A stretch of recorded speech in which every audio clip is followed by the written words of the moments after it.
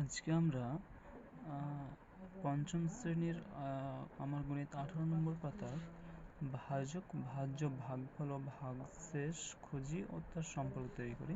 এখানে যে 6টি অঙ্ক রয়েছে এগুলো আমরা সলভ করব। তো প্রথমে আমি 1 নম্বর অঙ্কটা খাতায় লিখে নিয়েছি।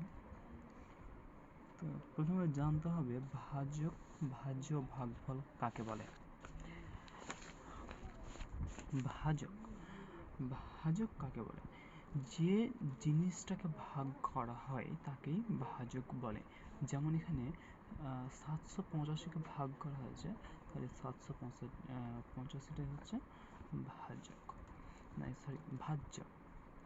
ভাজক যার দ্বারা ভাগ করা হয়, মানে এখানে 5 দ্বারা ভাগ করা হচ্ছে, তাহলে 5টা হচ্ছে ভাজক।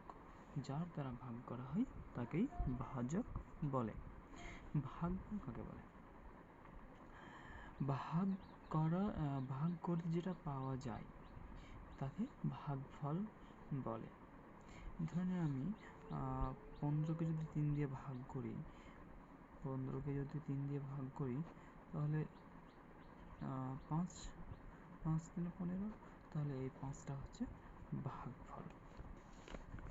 ঠিক আছে, যে ভাগশেষ কাকে বলে? ভাগ করার পর যেটা থেকে যায়। যদি আমি 3 দিয়ে 10কে ভাগ করি, তাহলে 3 3-কে 9, 1 থেকে যাচ্ছে, এই একটাই হলো ভাগশেষ। বুঝতে গেল? চলো এবার আমাদের অঙ্কে যেটা বলেছে আমাদের, তাহলে এখান থেকে আমরা শিখলাম ভাজ্য। তাহলে কত হবে? 785। ভাজক কত? যার দ্বারা ভাগ করা হয়, তাহলে এখানে 5 হচ্ছে ভাজক। আচ্ছা, এবার ভাগফল ও ভাগশেষ বের করার জন্য আমাদের এটাকে ভাগ করে দেখতে হবে, ভাগ করে কত পাওয়া যায়। এটাকে আমরা এইভাবে লিখে নেব,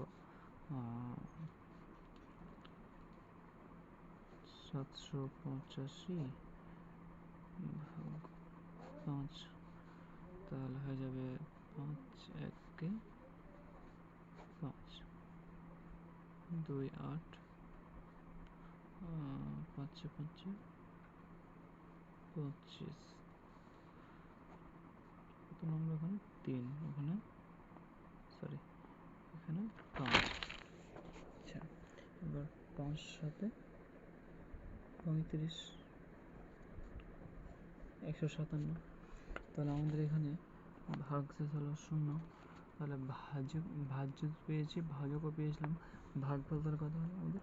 157 হচ্ছে ভাগফল, আর ভাগশেষ হলো 0। যেহেতু শেষে কিছু নেই সেহেতু 0, এটা আমাদের রাপে থেকে যাবে।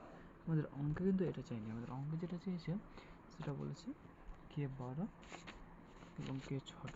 যদি তোমরা বই দেখো তাহলে দেখা আছে ভাগশেষের চেয়ে ভাজক বড় না ছোট।